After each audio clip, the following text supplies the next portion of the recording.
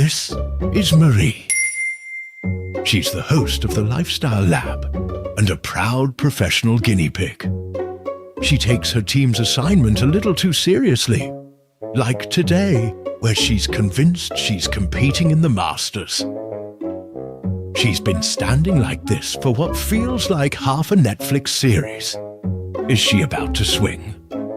Or just becoming one with the turf? Whew. Relax, breathe. Again, unclear. All right, wait, it's coming. Plot twist, it's still not coming. Fine, fast forward a bit. At this point, Marie has burned more calories preparing to swing than actually golfing. A small village in the distance has finished lunch. Great shot! Wow! Yes! This was swing number 700. She brought a clap squad just in case one finally landed. Hello, perfection takes time. So does waiting for a flight, but at least that gets you somewhere. Consider that my warm-up act. Now to the main event. This is the Lifestyle Lab's Hong Kong experiment, part 2. We're taking luxury, tech, and taste to sky-high levels. Literally. We swing into a golf course that feels like a private island in Khao Sai Chau. Then, it's off to the races at Happy Valley, where old school betting meets AI and algorithms with a side of party thanks to Happy Wednesday. From there, we dive into heritage meets high design at Sotheby's Maison, then chase the buzz at Asia's 50 Best, including the legendary Koa and the low-key, high-style Kinsman bar. And when we say sky's the limit, we mean it. In Hong Kong, the only limit is gravity. So let's see how far we can push it.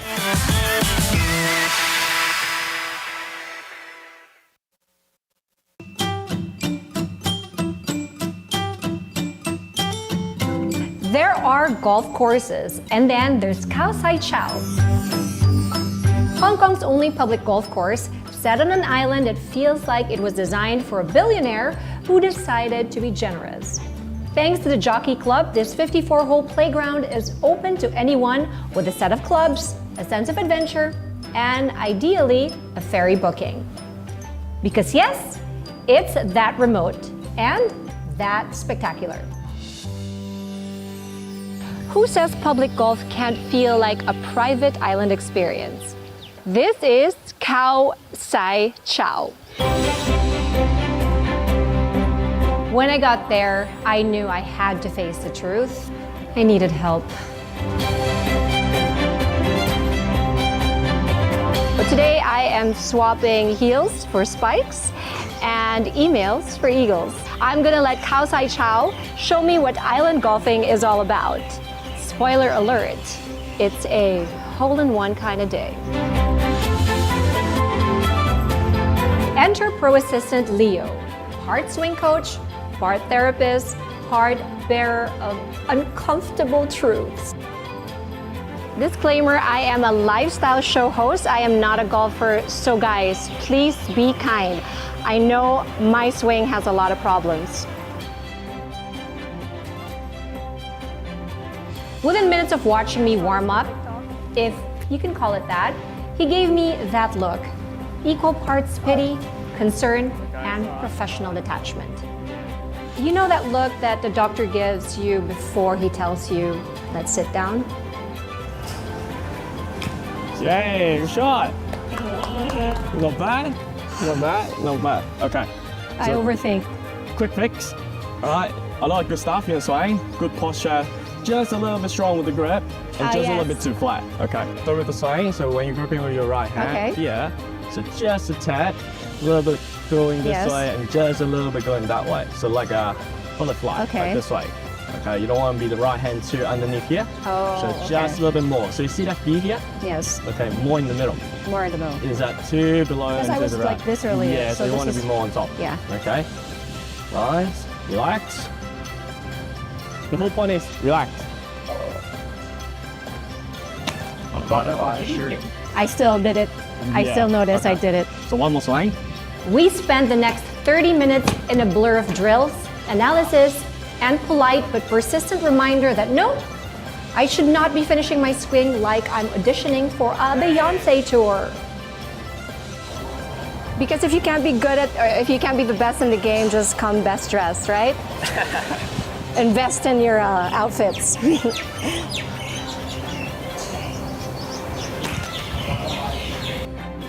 In the middle of our session, I asked Leo to show me how it's done. Ooh. Oh, so that's how it goes. Ah! One thing about this golf, you don't want to think too much, but at the same time, you need to think a lot. So finding the middle ground. Middle ground. So control it, Yes, a little more control, and down towards the ball. Okay. After that, stop All right. a little bit smaller swing. Oh, too high. Too high, yeah. By the end of the session, I felt seen, not judged, not shamed, just corrected. And isn't that what we all want in life? A firm but gentle nudge towards less chaos. Great shot. Wow. That's all I can do for you guys. Thank you. You're a good teacher. You're a good player. Oh, wow. So do you want to try the driver? The bigger one? Sure. Yeah, I'm going to give you the driver. I'll the driver. Great shot. Nice. Because I have the camera there. Thank you. Okay.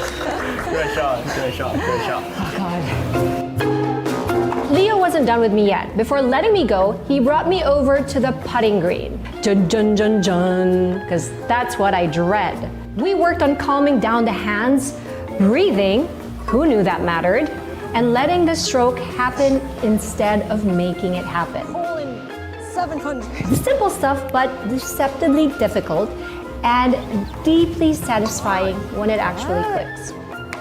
Good teacher. Now I'm armed with my swing thoughts. Shoulders squared, tempo slow, and don't panic. Before I teed off, I had a chance to speak with Shane Kuwaiti, head of golf operations and a passionate golfer himself. What do you think sets Khao Sai Chao apart? The unique experience of getting to Khao Sai Chao on the ferry. The morning ferry rides are probably the most enjoyable. Everyone's excited to come to the island, excited to play. You can almost feel it. Yeah. It's like a field trip somehow. It's such a good vibe. Everyone's excited to play and excited to be out here. And then when you get out here, it's like an oasis of golf. You know, it's so relaxing. It's quiet. You wouldn't think you're in Hong Kong. And it's been here for quite some time, actually. 30-year. We have our 30-year anniversary this year, December 14th. So we've been open to the public for 30 years. So anyone can come and play.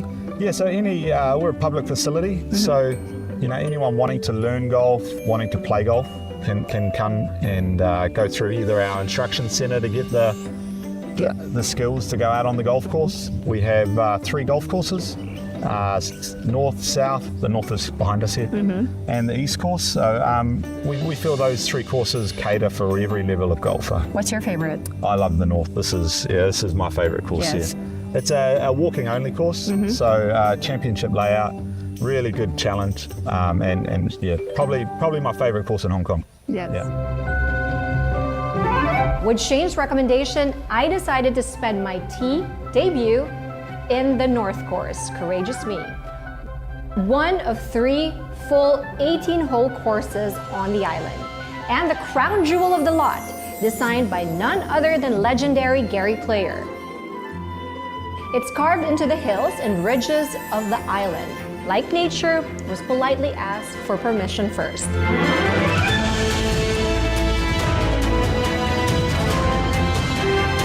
The sky was endless. The breeze was cool. And for once, the follow-through in golf and in life was finally happening.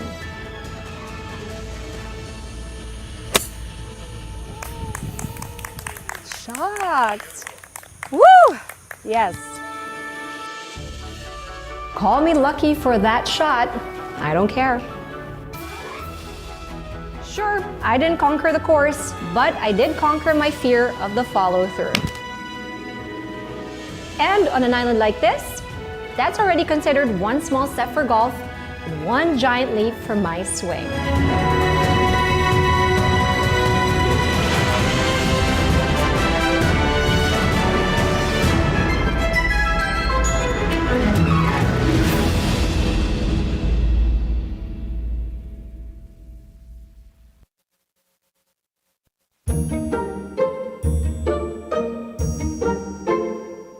After a day of imagined perfect swings and peaceful views, I thought I had Hong Kong's tempo figured out.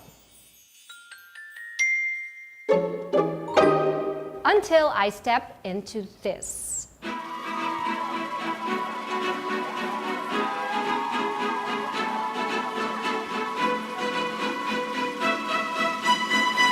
I've been to Hong Kong many times, but this was my first horse race. And it's not just about the horse racing.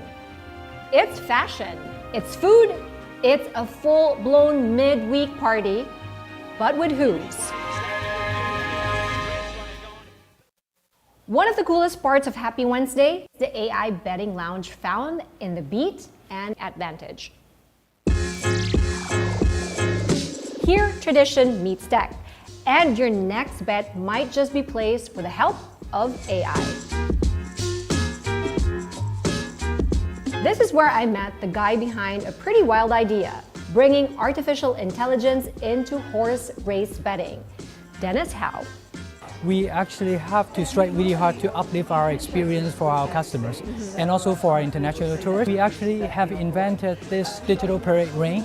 Basically, it's 100% one-to-one mapping on all our horses, and then with the gamified, spider web, where we can actually see the criteria of all the horses which is going to run, in the upcoming race. Yes. So this is actually much easier for a new customer to come over and then to learn to start out your racing fun.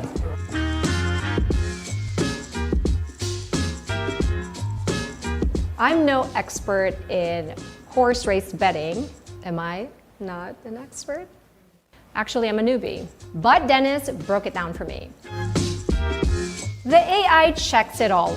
How fit the horse is, its draw, the jockey, the trainer, even the track and distance.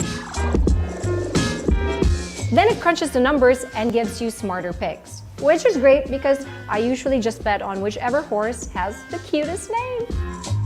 And then all you have to do is, if you don't mind, we'll just do a demo, scan a QR code, click, and here you go.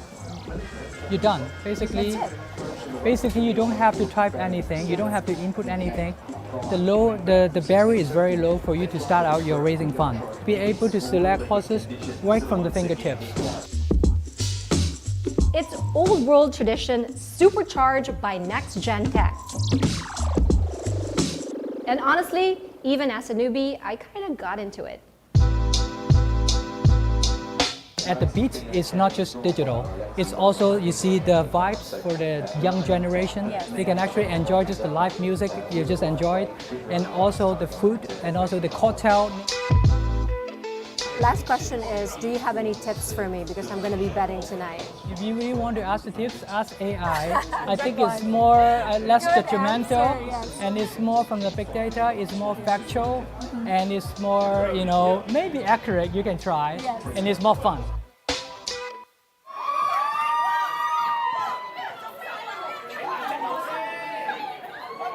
How do you follow which one you bet on? Dude, how do you follow which one you bet on? Oh my God. Oh, it's a close fight. It's a close fight. Oh my God. Oh. Wow, you could really feel the vibration. Just standing here, you can feel the vibration of the ground of the horse that's running. It's so intense. I could feel the energy. Oh my gosh. So I won.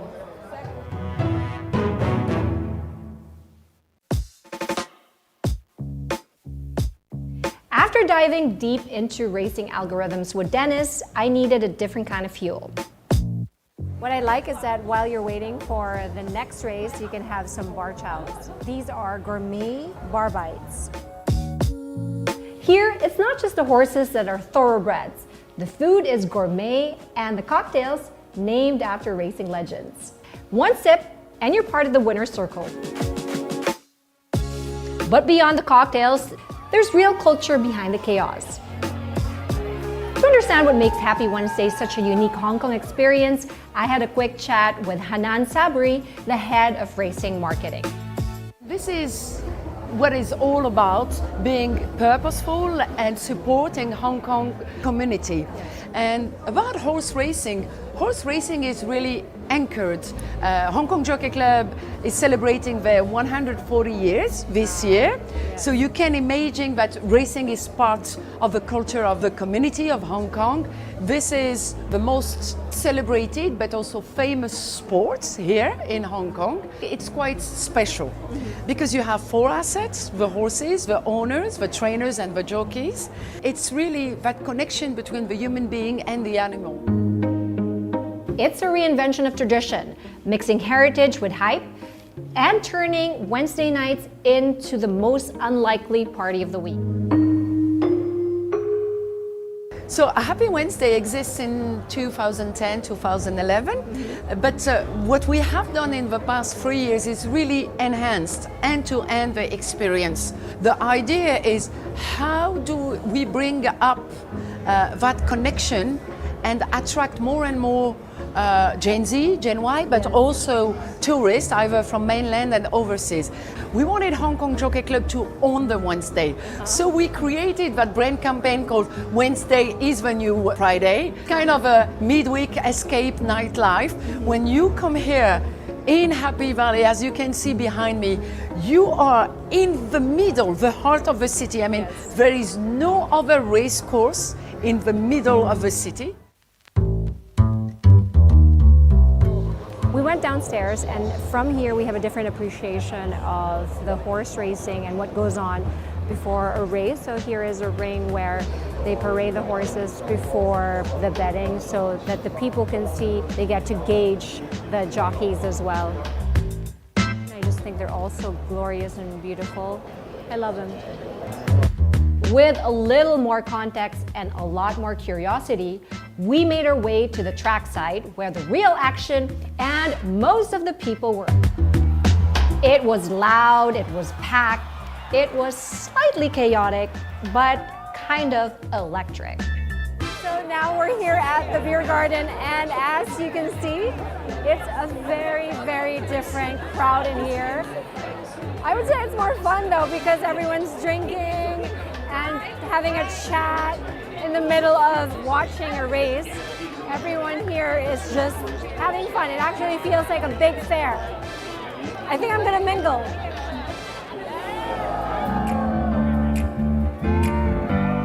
Remember, 3, 2, 1, you can.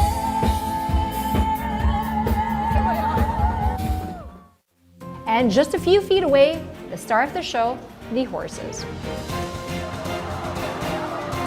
Oh, it's a close fight. Oh my God, that's so close. Look, it's like a tie. Did you see it? Who won? After sweating it out with a crowd, dodging elbows and pretending I understood the betting board, we decided to level up, literally, at Vantage. The vibe was a little bit more refined. Think cozy seats, sweeping racecourse views, and the food that felt almost too pretty to eat.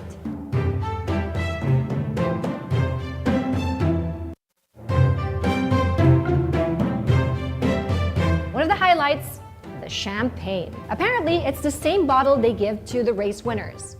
Well, I didn't really win anything, but they gave us a whole bottle anyway, so I celebrated like I was a champion.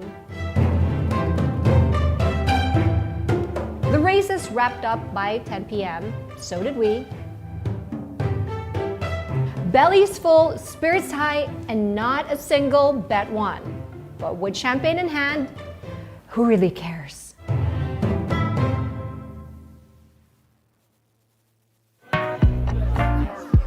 From betting to bidding, we've traded the roar of the racetracks for the quiet confidence of the auction house. And ladies and gentlemen, a much looked forward to moment showing on my right hand side. At Sotheby's, it's still a game of bold moves. Only here, paddles are raised for rare wines, fine art, and serious collectibles. The stakes, just as high, the atmosphere, just a little more hushed and a lot more polished. Let's step into the world of collectors, curators, and connoisseurs. It's your bid. Thank you so much. Sotheby's isn't just any auction house. It's the place where art history is made and remade with every sale. From the Pink Star diamond that sold for $71.2 million, to Modigliani's Nocuce, which shattered records at $157.2 million. Remember, even street art got its moment when Banksy's Girl with Balloon shredded itself seconds right after the bid. If you don't remember, watch this.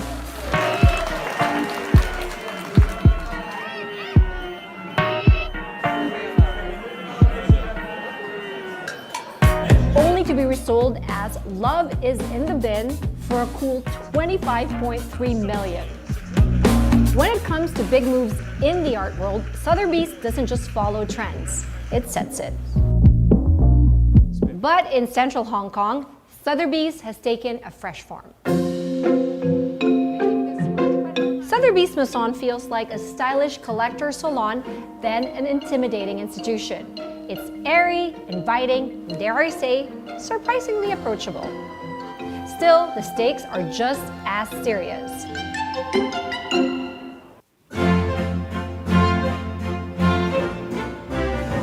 One of the showstoppers on view, the Napoleon Une Collection Historique Showcase. This is a true piece of history that once crowned an emperor, and it's soon heading to Paris for auction. Because at Sotheby's, history doesn't gather dust. It goes under the hammer.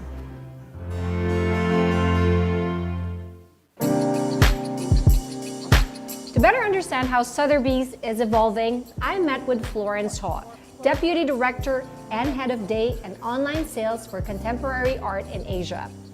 She gave me a personal tour and really talked about how Sotheby's is making space for everyone to become a collector. Florence, let's talk about the perception of Sotheby's. When we talk about Sotheby's, we think the auction, we think about billions and billions coming out. Like, you know, you're talking about millions of dollars in one auction.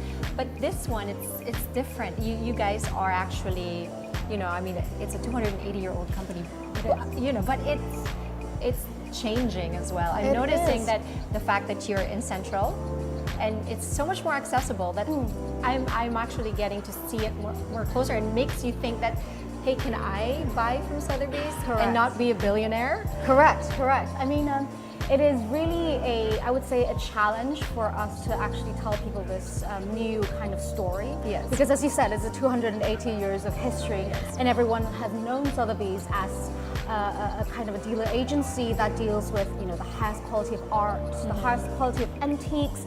But don't forget, we actually started our business as second-hand booksellers. We started off selling coins, stamps. Yes. And our motto was really about everyone can be a collector, and all the collectors gathered here. What we're really trying to recreate is that really basic concept of what is collection, what makes you a collector. Just because I don't see the value, that doesn't mean that there are hundreds of people outside that actually see the value. And we're creating this platform where all the people that see that same value to gather here at the same time and share their interest and what they think about this and how they really feel passionate about it. And that's why this center kind of location will benefit all these collectors. Because suddenly we're in the center where all these different clientele exist, and everyone comes in here with a free mind. Someone who has just shopped in a luxury band might come in here and say, hey, this is a niche piece of luxury. It's just called art. Yes. And I must say, there are something here for everyone. So something as approachable as 5,000 or 8,000 Hong Kong dollars, which is even cheaper than an Hermes bag. What? Are you serious? I can buy something. Exactly. I can buy something from Sotheby's? Exactly. Wow. Which is, you know, a unique art piece, Yes. not an edition, but also something that is maybe on the million kind of like cost range, which is much more closer to what we think traditionally as an art piece price. Wow. But the range is super huge and wide. I'm computing, so $5,000 to $8,000, that's just like a designer handbag, but this one is more meaningful. Florence also walked me through Sotheby's online exhibitions, a digital platform that lets anyone browse, bid, and collect from anywhere in the world. No velvet ropes, no gatekeeping, just art, stories, and your Wi-Fi connection. It was great. It's a great platform that suddenly new artists gets, you know, to try what Sotheby's is about. It's not all about the Picasso, the Basquiat, but it's somewhere that they can also test their market value, whether there are a demand for their creation, and we see a lot of Instagrammable artists suddenly finding them on more official platform and greater audience space. And also you have trained up all these new collectors, very young, even Gen Zs, just, you know, finding themselves wanting to learn about art because it's just so easy to self-learn nowadays, and people are way more open up to learning about art. Is not just about us telling you what is best, but also you telling us what you think really suits you guys. Yes.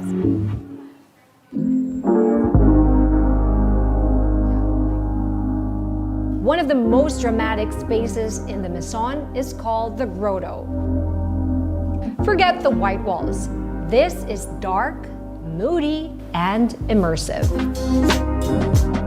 So now we've just walked in the Grotto, and this staircase going down to this exhibition space is so dramatic. And you are going to walk into a very dark room that is actually really quite interesting. So Florence was telling me earlier that this is exactly what they wanted. You know, they wanted to go against the typical white walls that you would normally see in most exhibitions. So this is the exact opposite. You could hear even the music is very modern, very upbeat. You know, the display, the way they've set it up, it's just the exact opposite of what you would normally see. It's, I guess, out of the box. A curated environment where the lighting, the layout, even the music pulls you into the art. It's giving art gallery meets speakeasy, and I'm here for it.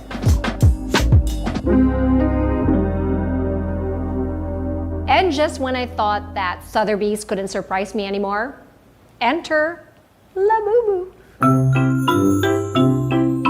A mischievous little monster born from the imagination of Hong Kong's artist Casing Lung. Long before the pop mart frenzy, before Blackpink's Lisa made it go viral, Sotheby's was already spotlighting Lung's work. And in their latest online auction, one piece, the 3 Wise Labubus. It's actually one of the earliest collaboration when he was starting to get his fine art career started. This is actually from 2017. It is also an edition piece, so there's 120 sets of these 3 sculptures. It's actually made out of PVC, but it's painted in such a way that it feels like it's wood. Exactly. Correct. And as you can see, no talking, no seeing, and let's just close our ears and not listening. It's something from the Wise Monkeys. So something very, from the Eastern tradition, which I think it's very fitting for our online sale happening in Hong Kong. That is so adorable. So it's one of the pieces, guys. Watch out for it, because it's sure to be a fight. Estimated at 40,000 to 80,000 Hong Kong dollars, it sold for 203,200 Hong Kong dollars. Because at Sotheby's, the art world isn't just about Picassos and pink diamonds. It's also about personality, playfulness, and pieces that spark emotion. Whether you're drawn to emperors, oil paintings, or a toothy little creature with attitude, there's room for all of them here. And who knows, next time I walk in there, I might just race a paddle.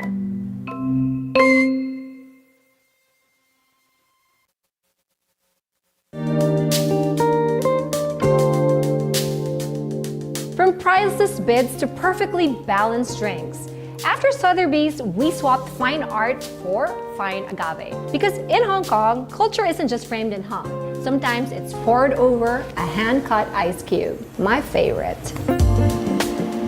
Okay, so it is officially happy hour and I am in Central, and my first stop here is in Koa, and it's one of the 50 best bars in Asia and also the world.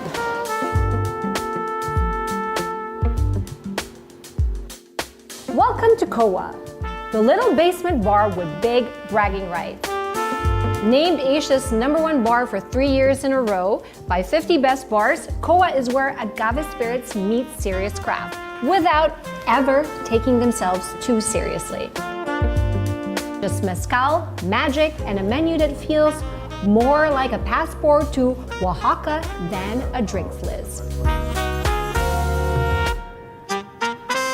Koa is the brainchild of Jay Can, a bartender turned bar whisperer known for his encyclopedic knowledge of agave. Koa's mixologist Lok Chung showed us why Koa is a masterclass in balance, boldness, and just the right amount of smoke. The cocktail bar specializing about agave spirit, which is when we opened back in 2017, is a quite new concept.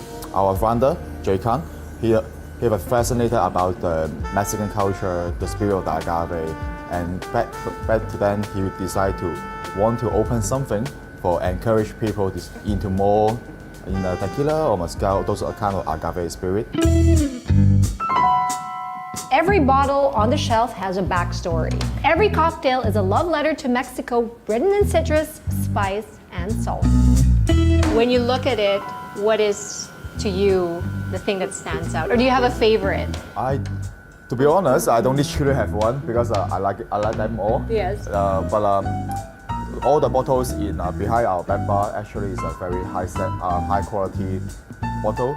For example, this side is all tequila, and what we promote is we only do promote the 100% agave tequila, which is we have to require to make 100% the raw material as agave. Cannot mix any other raw materials. And from another side have some mezcal and other agave spirit.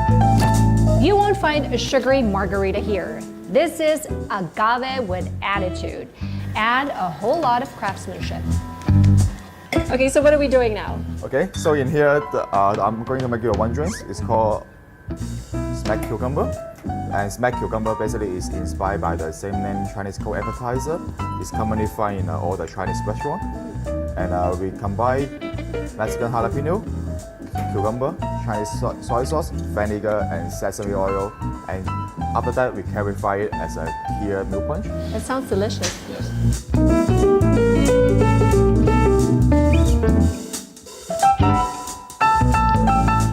How you like it? Oh my God, it's delicious. Ooh. It has a bit of a smoky... Yes, the smokiness is come from mezcal. Yes. Yes. Oh, that's this, the mezcal is the smoky bit sweetness, there's like tartness. It's damn delicious.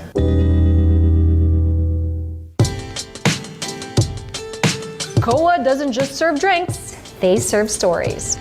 You have to go back to how you got started and how you fell in love with mixology. I see. So basically, when I was 18, I was like a normal child. You know, I just want to have fun. You know, barrel for 18 years old kids is very fun. It's very attractive. I can go drink. I can have a light life. You know, but once I get into the industry, especially professional cocktail industry, and I fell in love with the history of cocktail, the craftsmanship of cocktail. The moment when I'm behind the bar, when I talk to the guests like you, the feelings.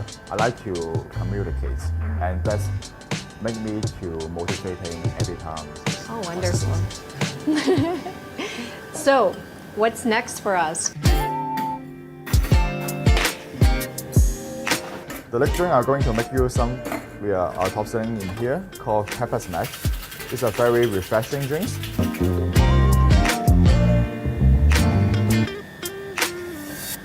Yeah. Refreshing, tropical, sour.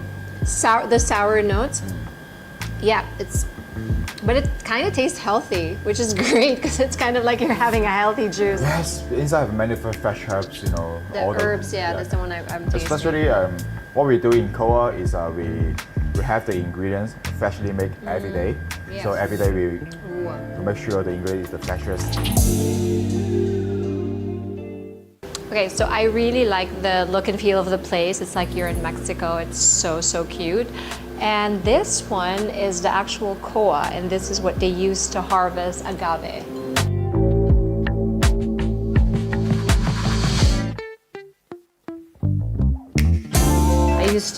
In my younger days, I used to go to the bars, but now it's more food. Let's talk about the scene here. You know, how's the bar scene in Hong Kong? Bar scene in Hong Kong is great because first Hong Kong have many high quality cocktail spa, which make the Hong Kong is like a capital in the Asia cocktail scene. Yes. Second is Hong Kong has a very special thing. It's about the locations. Most of the high quality bars, they're all located in central, this specific area. Everywhere you can go by walk. For customers, for guests, they can easy to do so-called bar hopping from this bar to this bar to this bar to experience different kind of the experience in Hong Kong as well. That is the most fascinating thing in Hong Kong as well.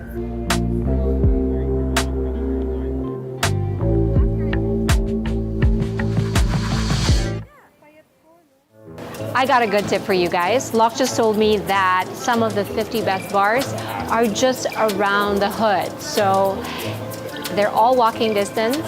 So that is something that I would suggest you try to do the next time you visit Hong Kong. I think I'm going to start now.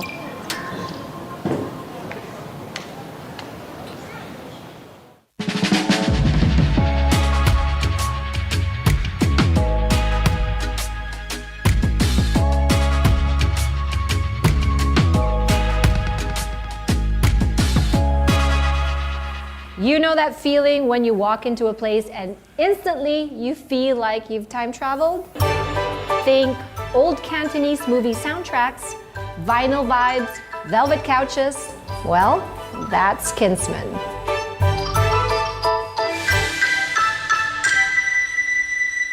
That's me dancing like it's 1960s Hong Kong.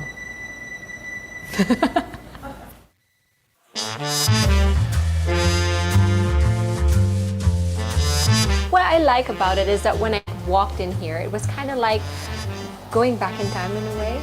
You know, it's like the music, the design of the place. I came in here and I started dancing because the music was just something that makes you want to dance, you know? But I like that it's, you know, bringing back, you know, the past and even in music and pop culture. Yes. Yeah. This is what we're trying to do. Yeah. We really enjoy like sharing what we grow up listening to. We put a lot of effort in our playlist, and then we observe the reaction of our guests and to see like what song really, what kind of music really resonate with them. We actually take our inspiration from our Cantonese heritage. We do all our drinks like inspired by our history, our identity. Actually try to channel the nostalgic, elegant vibe of the movie, and try to bring a modern approach of like interior design for the whole place. And you are absolutely right. We are trying to bring an intimate environment to our guests, to all the people that come around the world to experience like. This is what we call a old Hong Kong Bing style, which is like a casual Cantonese diner. It's a Cantonese cocktail salon for past and future. But instead of the usual spirit, they use traditional Chinese liquors. Herbal, historic, and allegedly healthy. These are the kind your grandma might have had in their medicine cabinet, not the minibar. Health benefits, even made into a cocktail. Can I still? Probably first of all, it makes you happy. Yeah. So that's a benefit. Yeah, yes. that's a benefit for sure. But a lot of spirit that we use Yes. are actually, carry some sort of like herbal ingredients. And Ooh, back I like that. back in the old days, right? They actually like take it as like a natural remedy or like a supplement, right? Snake wine, for example, is good for blood circulation. Yes. Yeah, we have like a lot of like Chinese herbal wine and all that. We could try it all later. Yeah. So I'm gonna go and say to my friends, let's go have medicine, or herbal medicine in Kinsman. So that's a good draw. Behind the bar are Rainy and Husky, two badass women shaking up nostalgia with a modern twist. Hello, this is Husky. I'm the bartender in Kinsman. So today I will make the drink for you. It's called Papaya Flamingo.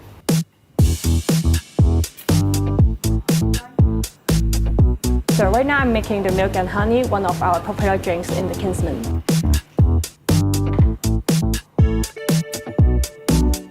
The drinks here aren't just for fun. They're good for you. Well, at least that's what Isaac told me. Are there health benefits to this one? I'm just kidding. Because Isaac, what is there health benefits to this one? Okay, that's a health benefit. It's therapy. Yum! Ooh, it's like, reminds me of my childhood candy. A lychee honey. That's it, that's what I'm tasting. Delicious. You just keep on drinking. And is this really alcoholic? Yes. So don't worry about that. So this is it's a spirit, but it's a spirit, but it's good for your liver. Give me 7 of these, please. Well, as your resident health nerd, I nodded, I smiled, and took a sip. Cheers. Thank you, guys. It's wonderful to be here.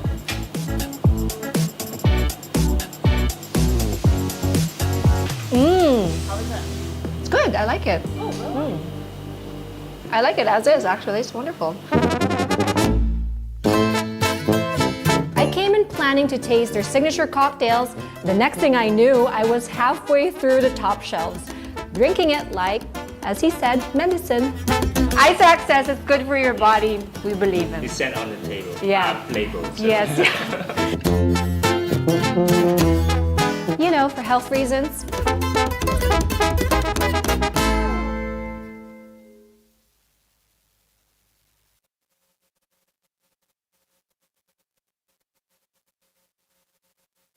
After all that buzz, and no, I didn't just mean the cocktails, my head was spinning. What better way to clear it than by rising above it all? Our final stop, a helicopter ride over Hong Kong.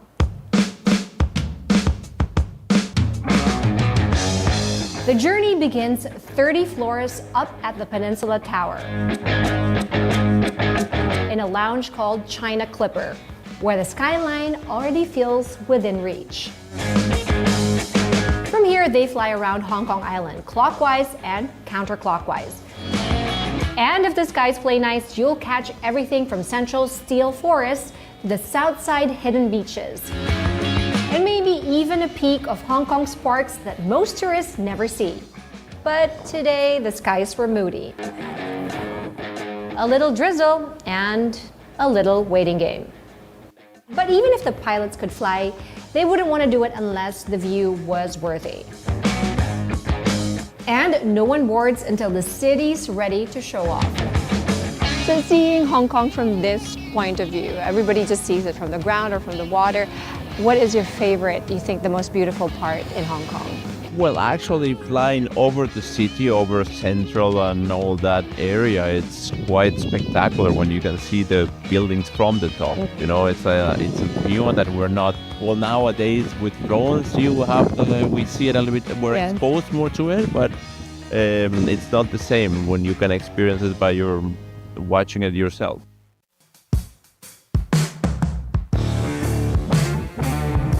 So I've been to Hong Kong many times, but I've never seen Hong Kong from this view, from the top. So I'm very excited about this. this makes me look at Hong Kong in a really brand new way. We're gonna try our luck today. Weather's not really great, but let's see. The moment you lift off, the traffic disappears. The noise drops out, and all that's left is awe.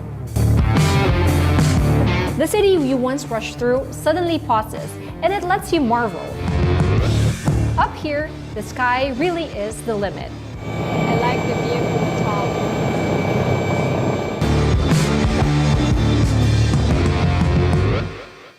And suddenly, the city that I thought I knew looked brand new.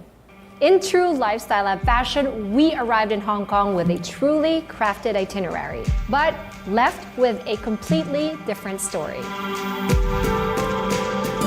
We searched for quiet luxury and found it.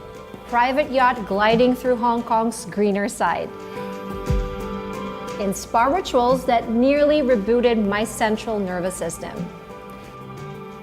Then we chased adrenaline, found it in helicopter blades, auction paddles, and racehorses that ran faster than my patience in Manila traffic.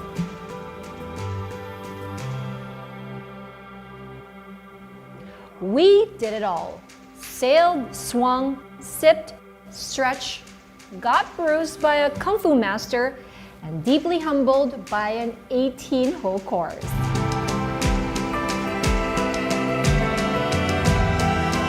This was the Hong Kong experiment. Not quite scientific, slightly over budget, but entirely worth it.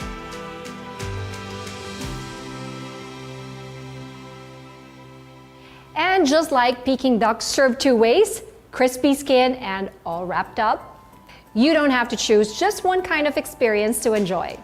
There is always more to discover here.